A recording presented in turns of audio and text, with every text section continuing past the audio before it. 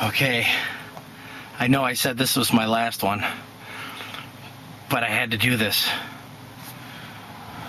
I've never seen this before. She's changed her methods. Gone from a rider to a pusher. Oh my God. I don't know what to do.